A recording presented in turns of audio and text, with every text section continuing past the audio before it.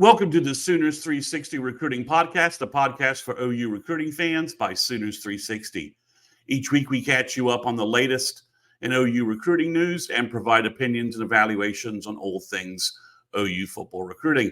I'm Chris Mason, lead recruiting analyst for Sooners360. This podcast is now sponsored by Sooners360 on Patreon. To support this podcast, please go to patreon.com/Sooners360817 and click subscribe. It's only $2 a month. There's also a free trial option. And I'm posting my regular recruiting content over there. A link for this will also be in the podcast show notes. Also, this podcast is now part of the Believe podcast family. Every team, every topic, everywhere. This is episode 89. Waiting game for 2025, intro to 2026. So as per usual, we will jump into the recruiting news, and then we're going to migrate over to some information about the 2026 class, because we're just getting to the point where there's not that much news about 2025. There's only 3 or 4 players actively left, and it's just hard to generate. And there's not enough news they don't generate enough news at this point. Maybe we'll have some more players added, but at this point, that's where we are. So we're going to jump right to the 2025 stuff. And then over the next couple of podcast episodes, I'm going to start introducing you guys to some important names for 2026 and some big names that OU's possibly, some names OU's really tracking. So as usual, we start with a commitment update. And the first commitment update is a bad piece of news, but a news, to be honest, that we've kind of warned listeners of this show about, and is not really much of a surprise. There's no real teeth gnashing over this. Ty Haywood went ahead and verbaled to Alabama. I had kind of hoped that maybe he was going to push this out so that OU could try and get him back on campus.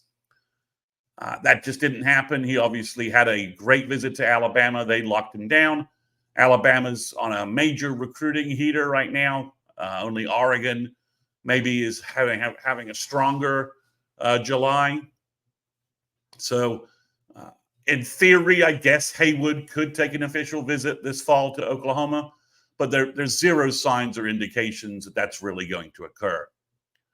The other sort of recommitment news is that Michael Fasusi, the other elite tackle from Texas, has announced that he's going to announce an announcement for an announcement that he's going to verbally commit on 8/21. That looks like a really solid date.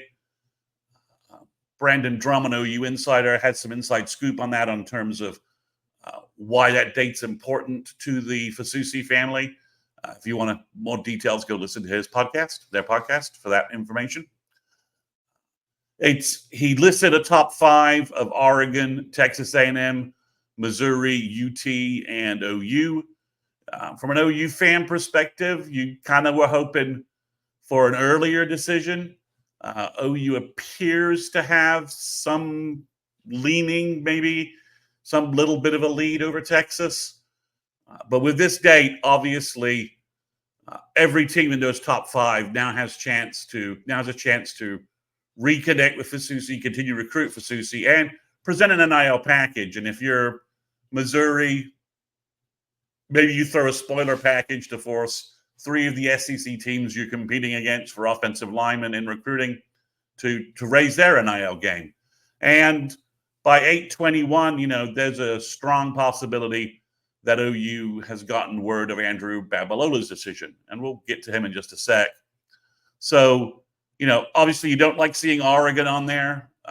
As I said, they and Bama are on recruiting heaters. The only good news is Bama and Ohio State weren't listed. So, I don't know how this will break out. There's a lot of I doubt we'll have Fasusi updates every podcast, because there's just not that much information out there. And any information, sadly, I just think we're in a position, any information until the night before, when Fasusi notifies the schools involved where that decision process is, that's if he even does that, is just going to be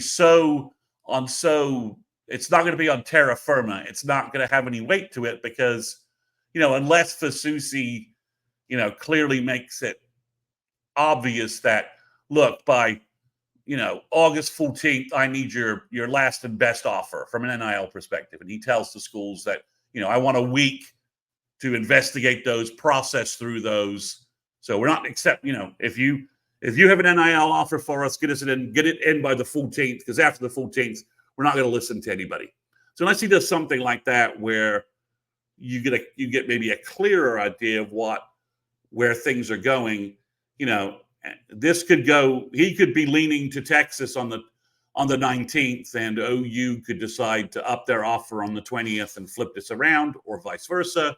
Or Oregon could come in with some ridiculous package. They seem to have almost an unlimited amount of NIL funds. It's almost like they're blowing out their salary cap for the next 3-4 years to just land folks in this class.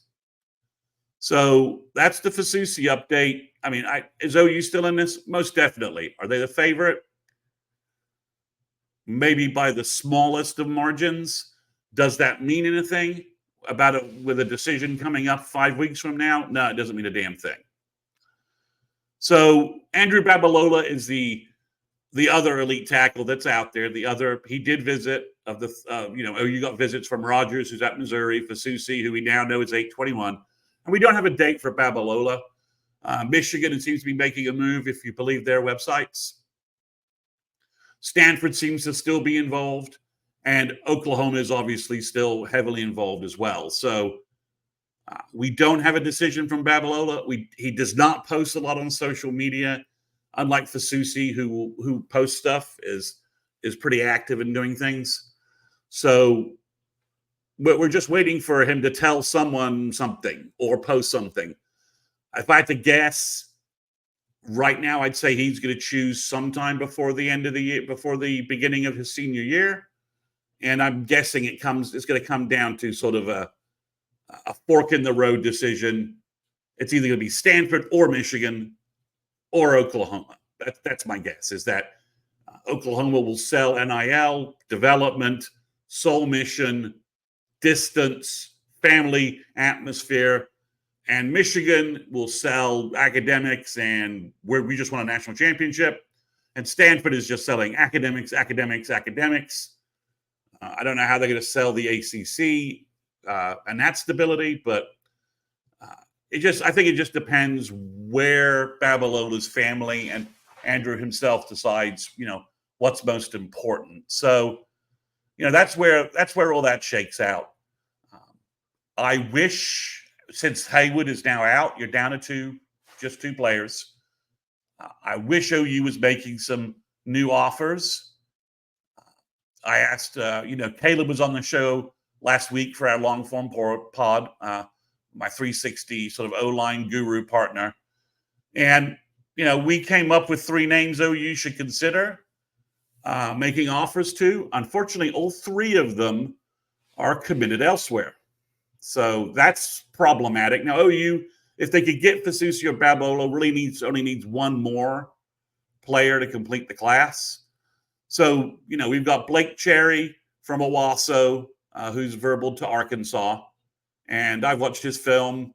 He would be a right tackle, but he's very athletic. He's got a long frame. He's very physical. Bill could make him into a really very, very productive college right tackle. No real issues about that. He also could probably play some guard for you very easily. Then Broderick Shaw, the Bixby offensive lineman who chose Auburn. OU didn't offer him. He seemed to get kind of annoyed by that. Can OU repair that relationship, get him back on campus, offer him? At this point, I think it's all worth a shot. And then the other name, which I get a little buzz, is, I'm going to try and make sure I get this right, is Draymond Odoms from Houston Lamar. Big, athletic, has all of those measurables, but raw offensive tackle prospect. He's verbal to SMU, and obviously they have an NIL. Their NIL game is pretty strong for an ACC team. That's right, SMU is in the ACC. So, there's some options you could make. The lack of activity is surprising. Is it stunning? Yeah, I don't know. it's hard to know until we get out of this dead period of in-person contact. Could OU push any of these guys to show up at the end of July when the dead period ends and come in for an unofficial visit? Yeah, they could. And maybe we'll get a better indication there, and maybe some contacts are going under the radar, and maybe they're saying to these guys, look, if you come for an unofficial visit, we're going to offer you in person. We want to offer you in person. We want to make sure that that you have a chance to really see us. We have a chance to really see you, and then see if that's a fit, and then make an offer, and then let's get an official visit scheduled for this fall. Maybe OU's taking that approach. It's hard to know because we just don't have any data or information in terms of other offers OU makes. I mean, they don't need another interior player. They have Sean Hutton from Louisville as a preferred walk-on. He's a center, could be a guard, 6'3", 300 plus. Like Hollenbeck, he's a center or a guard, doesn't project at tackle. So you've kind of got like another interior piece that you can, develop and perhaps turn into something with the preferred walk-on program. So it's really tackles. You need tackles. I put this on the Patreon site. If you're not subscribing to the Patreon site, I just laid out the numbers for next fall at offensive guard versus tackle, and guard is in just so much better shape. It's stunning how much better the interior offensive line is doing than the numbers at offensive tackle. It's just fairly clear where the last two offensive line scholarships need to be used. And you need to use two of them. OU does not need a 4-player class with the preferred walk-on Hutton being called a 5th guy. That's not working. You need 3 tackles in this class. Afalava maybe in a pinch could be a right tackle, but you want him in. But you want him playing guard. He can be an elite guard, but he's a stopgap at tackle probably. So the last piece of commitment news is Floyd Boucard, the big defensive tackle from Miami, originally from Quebec, is announcing this Saturday, July 20th. I believe that's a Saturday. And he's down to Oklahoma, Miami, USC, and Alabama, and it's not quite clear. It's not clear if Bama's really involved, where Miami is. So it looks like a little bit of OU and USC are the main focus. Miami's a little, I think, distracted by some other positions and some other players they want to get. And I think Alabama's hunting. I think they're trying to win. They're trying to beat Georgia for Justice Terry. I think that's what they're making a big move for. So it could come down to OU and USC. If it is OU and USC, I like Todd Bates and the OU culture fit for Floyd over USC. Miami floating around. He's playing football in Miami. He's not from Miami. This isn't like Dominic McKinley, who was from Louisiana and ended up at LSU. Floyd is basically an exchange student playing football in Miami. Now, Floyd, on a recent interview he gave to the Sooner or Later podcast, those guys did a great job doing an interview with Floyd while he was at the airport. Floyd did, it's fairly obvious, but Floyd mentioned that his family's originally from Haiti and obviously emigrated to Canada, Boucard being a French name. So he's from Haiti, moved to Quebec.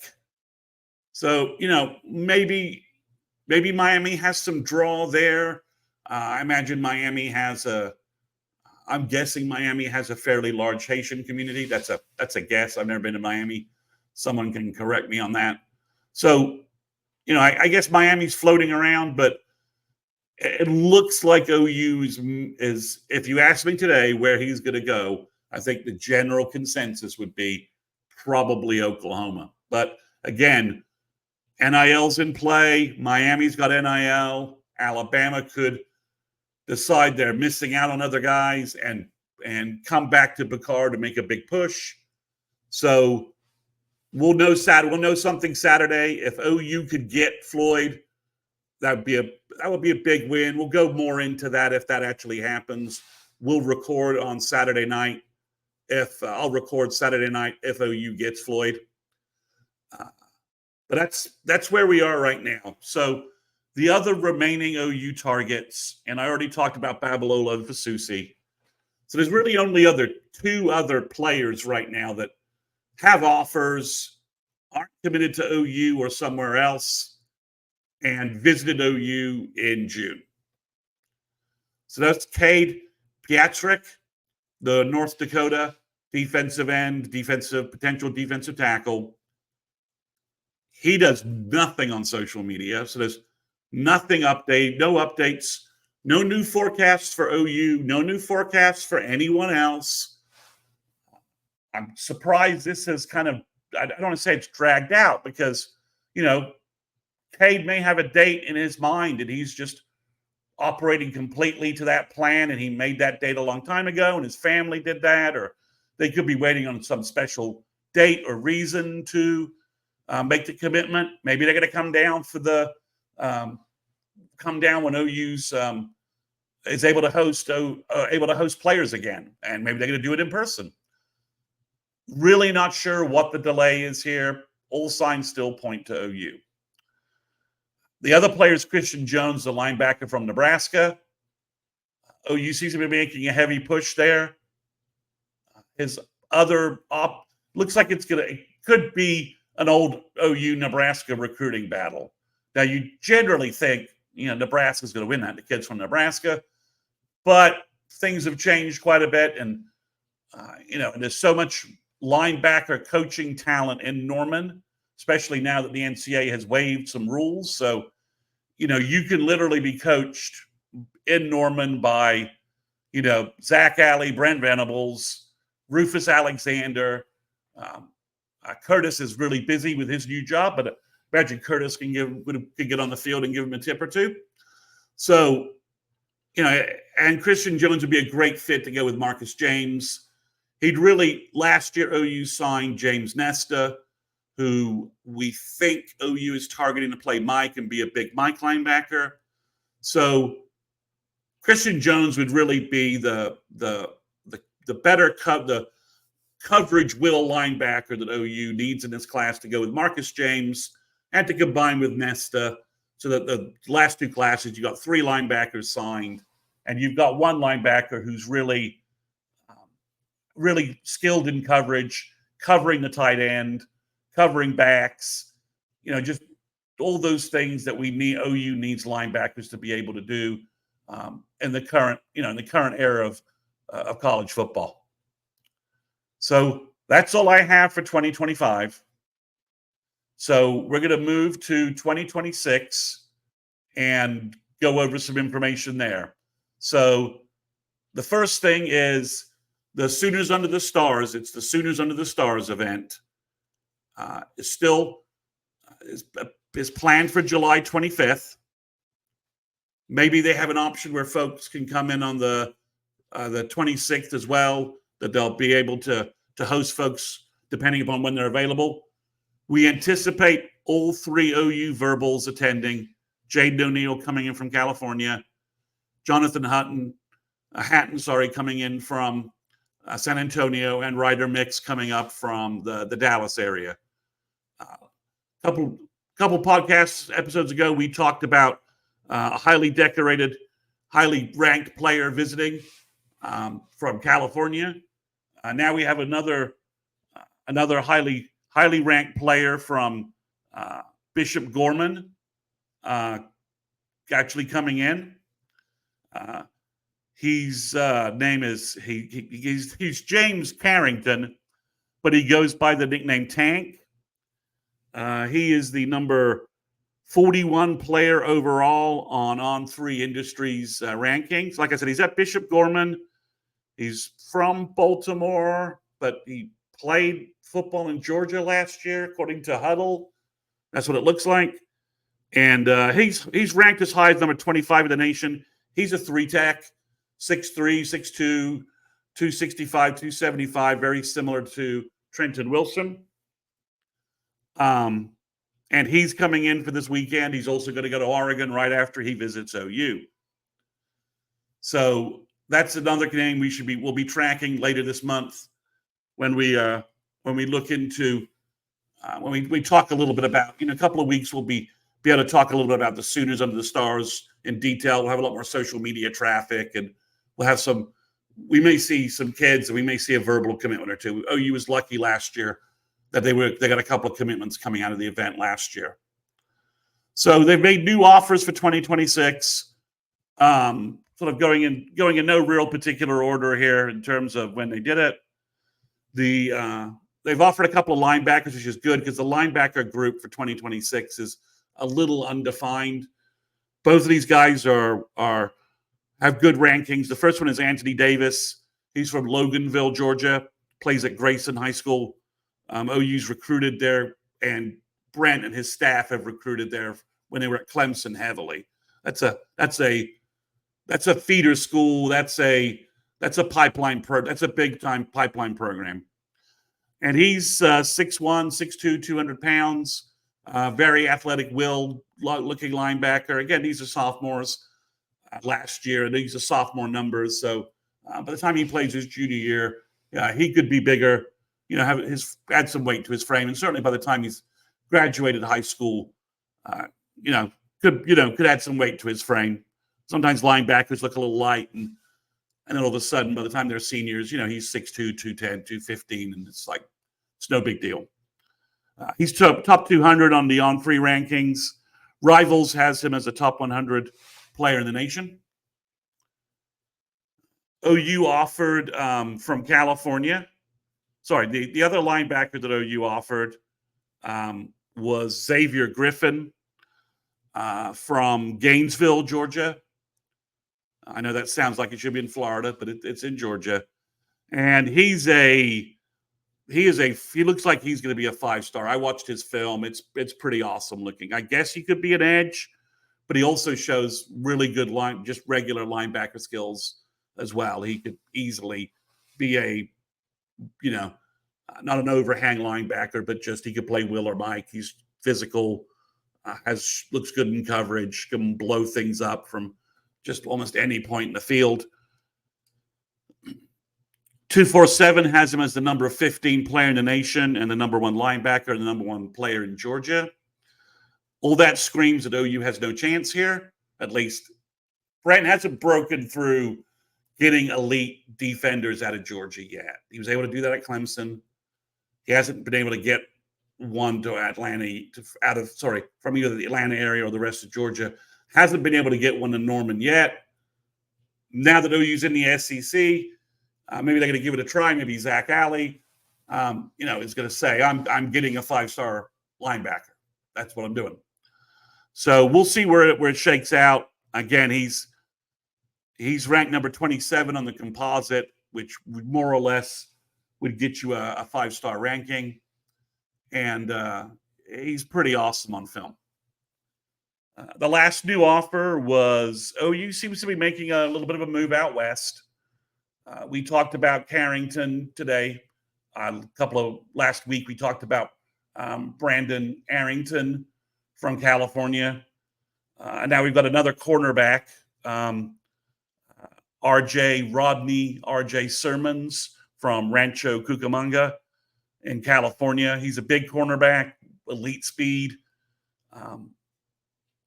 He's ranked as high as number 20 in the nation by ESPN. On3 has him number 15.